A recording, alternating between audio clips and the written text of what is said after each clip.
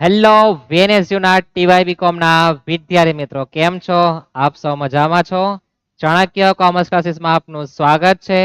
હું છું કૃણાલ સર. આપણે જે છે TYBCOM સેમ 6 યાદ છે ને, પેપર નંબર 8 7 થિયરીનું છે ને 8 દાખલાનું છે, યાદ રહેવું જોઈએ.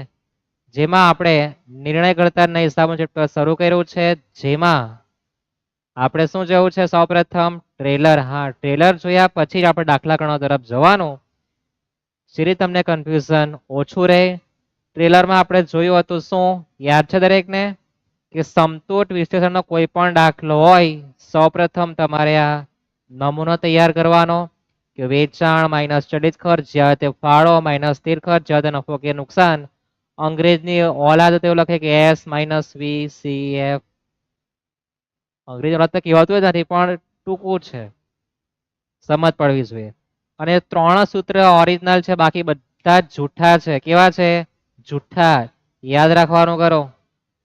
પહેલું છે પીવીઆર. એટલે પીવીઆર ના 3 નામ છે, એ પણ આપણે ચર્ચા કરી છે કે ભાઈ પીવીઆર એટલે નફા જથ્થાનો ગુણોત્તર, એને ફાળા ગુણોત્તર બી કહેવાય. પીવીઆર એટલે ફાળો છે, એમાં વેચાણ ગુણ્યા 100. પીવીઆર નો જે જવાબ આવે એ આપણે લેફ્ટ સાઈડમાં લખવાનું. યાદ છે ને? ફાળામાં ચર્ચા કરી છે, પણ તમે ભૂલી જાઓ એટલે ફરી એકવાર રિપીટ કરતા છે. જે પણ દાખલા આવશે તે પહેલા આપણે આ ચર્ચા જરૂર કરવાના છે. સમતૂર બિંદુ રૂપિયામાં, સ્થિર ખર્ચ છેદમાં પીવીઆર, અને સામા જોઈએ એકમમાં તો ભાગ્યા એકમ કરી દેવ, એકમ મળી જાય. સલામતી ગાળો નફો છેદમાં પીવીઆર, એકમમાં જોઈએ તો ભાગ્યા એકમ કરી દેવ. એકમની કિંમત કરી દેવ, જે આવતો હોય તે. એકમની કિંમત પૂછે તો એકમ ભાગ્યા, અને શું પૂછે? એકમ તો ભાગ્યા વેચાણ કિંમત કરી દેવાની. સિમ્પલ છે. જોઈએ આપણે પ્રેક્ટિકલ તમે જેટલું સમજો એટલું તમને ઉપયોગી થવાનું છે. પણ સૂત્ર આટલા 3 જ છે, બીજા બધા જૂઠા છે, મેકઅપ વાળા છે. ઓરિજિનલ 3 જ ચહેરા છે. આ કેવી રીતના મેકઅપ લાગે બધું તમને મારે શીખવાનું છે. ઓકે, તો જઈએ આપણે એક નાના દાખલા તરફ. આમ કરીને જો રકમ વાંચો કે ને બુલાતી લેકિન જાને કા નહીં, પણ આપણે જવું પડે ક્યાં? દાખલા તરફ. 2 માર્ક લેવાનો હોય તો સૌપ્રથમ રકમ વાંચવાની. વાંચ્યા પછી તમારે શુભ મુહૂર્ત કરવા ખબર છે ને, કે નમૂના બનાવવાનો જ છે. જ્યાં સમતૂર બિંદુ દેખાય ત્યાં નમૂના બનાવવાનો આવવાનો જ છે. 99.99%. 1% જ નહીં આવે. ક્યારે નહીં આવે પણ આપણે જોશું. ઓકે, તો નમૂનો તો આવવાનો જ છે. રકમ તમે વાંચતા થાવ. તો તમે કે તેવું લખીએ આપણે S - VFC, જેવો તમને સમજ પડે તે. વેચાણ માઇનસ ચલિત ખર્ચ જે આવે તે ફાળો માઇનસ સ્થિર ખર્ચ જ્યાં તે નફો કે નુકસાન. દરેકને હવે તો ખ્યાલ આવતો હશે, આપણે માનીએ. ખ્યાલ છે ને? આપણા લેક્ચર ઘણા પૂરા થઈ ગયા છે. તો શું કીધું છે? જો એકમ દીઠ ચલિત ખર્ચ ₹20 હોય, સ્થિર ખર્ચ ₹2 લાખ હોય, એકમ દીઠ વેચાણ કિંમત ₹4 લાખ હોય. કેટલી? 40. જાગતા જ તમે.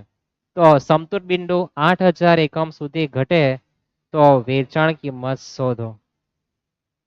તો પ્રશ્ન તમે થાય કે ક્યાંથી શુભ મુહૂર્ત કરવાનું? તો જે આપે તે પહેલા આપણે સમજીએ. આપણે સમજેલા યાદ છે ટ્રેલરમાં કે આપણા જે એકમ છે શું છે? એકમ ગુણ્યા ભાવ કરીએ તો આપણને એના રૂપિયા મળે. પછી વેચાણ હોય, ચલિત ખર્ચ હોય, ફાળાનો કે જેના ત્યાં રૂપિયા મળવાના છે.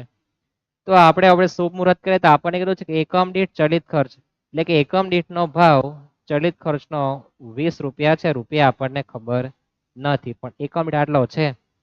સ્થિર ખર્ચા આપણને ₹2 લાખ આપેલા છે. કેટલા છે? ₹2 લાખ. એકમ દીઠ વેચાણ કિંમત કેટલા રૂપિયા આપી? 40. એનો મતલબ કે એકમ દીઠ ફાળો મને ₹20 મળી ગયો.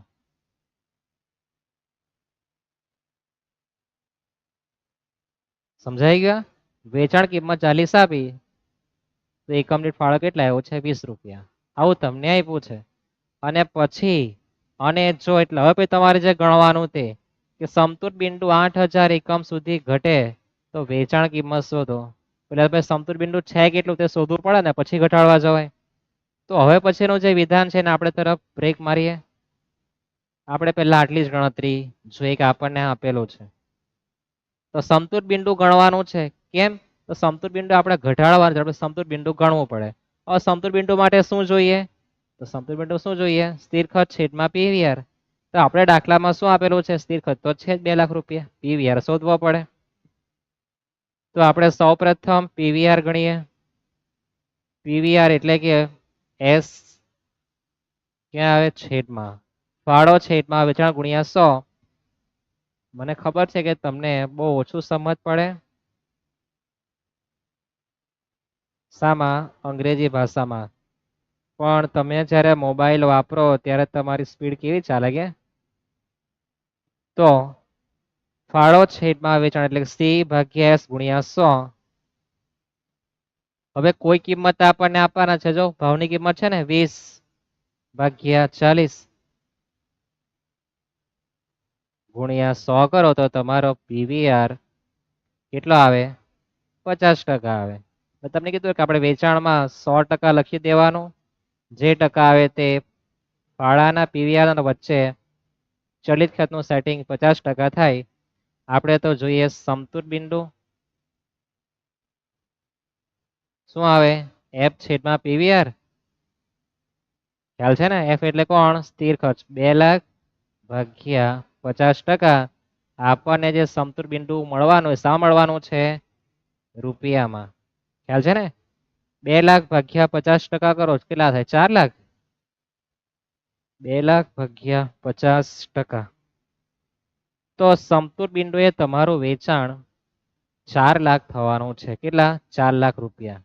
હવે તમને એ પણ ખબર કે સમતુલ બિંદુ જ્યારે હોય ત્યારે નફો નુકસાનમાં શું આવે? ડેશ. સમતુલ ખબર? નહીં નફો નહીં ખોટની સ્થિતિ એટલે સમતુલ બિંદુ કહેવાય. ખ્યાલ દરેક ને? હા. તો એમાં ડેશ. તો 4 લાખ રૂપિયાનું આપણું વેચાણ છે. કેટલું છે? 4 લાખ રૂપિયાનું સમતુલ બિંદુ એ. તો કેટલા એકમો વેચામાં 40 ના ભાવે 4 લાખ રૂપિયા થાય? તો 4 લાખ ભાગ્યા 40. તો 10,000 જો એકમ વેચું તો મને નફો ને નુકસાન થવાનું છે. કેટલા રૂપિયાના ભાવે? 40 રૂપિયાના ભાવે. સમજાય આટલું? થાય ક્લિયર? કે મેં 40 રૂપિયાના ભાવે 10,000 એકમ વેચું 4 લાખમાં તો મને નીચે ડેશ થવાનું છે. અને પેટમાં દુખતું હોય તો ગુણાકાર કર્યા કરજો કે ભાઈ હું જે કહેતો છું એ સાચું છે કે ખોટું. તો આ 2 લાખ થવાનું, આ 2 લાખ થવાનું. ને તમને મેં ટ્રેલરમાં કીધું હતું કે સમતુલ બિંદુ જ્યારે હોય ત્યારે ફાળો અને સ્થિર ખર્ચ બંને કેવા આવે? સરખા. હાળો બંને સરખા તેવો ફાળો સ્થિર ખર્ચ કેવા આવે? સરખા આવે. તો આ તો આપણે ગણતરી કરી શાના માટે? આપણી જાણકારી માટે. હવે જે આપણે ગણવાનું તે કે સમતુલ બિંદુ ક્યાં પહોંચે? 8,000 એકમે તો એની વેચાણ કિંમત કેટલી થાય? તો આપણે ઓરિજિનલ જોવાનું અને આપણે બાજુ મેકઅપ કરવા જવાનું. મેકઅપ કરવા માટે પહેલા તો આપણે સમતુલ બિંદુ એટલે નહીં નફો નહીં ખોટની સ્થિતિ થાય એટલે ડેશ કરી દેવાનું. સ્થિર ખર્ચમાં કોઈ પ્રકારનો ફરક પડતો નથી એટલે 2 લાખ જ રહેવાનું છે. તો ઉપર ફાળો પણ કેટલો આવે? 2 લાખ આવે. હવે 10,000 જે એકમ મારા હતા, કેટલા એકમ હતા? 10,000. તે હવે ઘટીને થવાના કેટલા છે? 8,000. કેટલા થવાના છે? 8,000. તો એની વેચાણ કિંમત મારે રાખવી કેટલી? તો મારું સેટિંગ થાય એમ કે. તો ચલિત ખર્ચો 8,000 એકમે એકમ દીઠ કેટલા રૂપિયા છે? 20 રૂપિયા જ છે ને? પછી તમને ગણતા આવડવું જોઈએ. જોઈએ તો દરેક પ્રકારનું.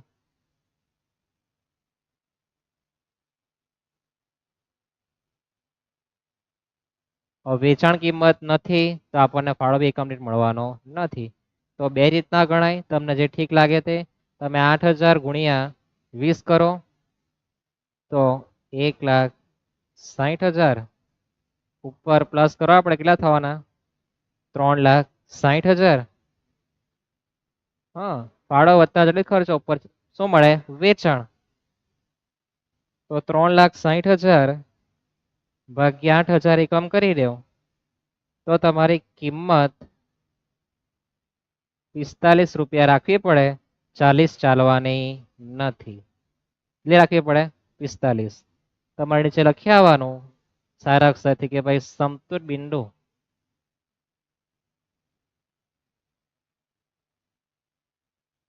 ના 8000 એકમ હોય તો એની એકમ દીઠ શું એકમ દીઠ વેચાણ કિંમત 45 રૂપિયા થાય, બરાબર ને? અથવા તમારે લખ્યાનું વેચાણ કિંમત એકમ દીઠ 45 રૂપિયા. મહત્વનું આ 45 રૂપિયા છે. શું એકમ દીઠ વેચાણ કિંમત 45 રૂપિયા તમારે રાખવી પડે. લખવાની ભાષા ઘણી બધી છે, તમને જે ઠીક લાગે તે, પણ આપણે પૂરેપૂરું તમને સમજાવેલું છે કે આમાંથી તમને ગમે તે તમને બધું જ આવડવું જોઈએ, પણ નમૂનો સેટ કરવો મહત્વનો છે. એકવાર નમૂનો સેટ થઈ ગયો બધું થવાનું જ છે. બધું કામ નમૂના પર કરેલું છે અને યાદ છે ને, ચલિત ખર્ચો એકમ દીઠ કેવો રહે? સરખો રહે. અહીંયા 20 તથા પણ 20. પરિવર્તનશીલ અંદાજપત્ર આપણે દાખલા એના જોવાના બાકી છે, પણ આવવાનું છે ત્યારે. પણ તમે ધોરણ નહીં, એસવાય બીકોમમાં 11-12 ધોરણ આવે ને, એસવાય એફવાય ને ટીવાય આવે. એસવાય બીકોમમાં તમે કોસ્ટિંગ માઉસ શીખીને આવ્યો છે, યાદ છે ને? પડતરના પત્રકમાં હા, તે તમારા કન્સેપ્ટ ક્લિયર થવો જોઈએ. સ્થિર ખર્ચ રૂપિયામાં કેવો હોય? સરખો જ હોય. એટલે બધું ઘસાઈને આવતું જ છે, તમારે બહુ પીસાવાની જરૂર નથી. થાય કમ્પ્લીટ?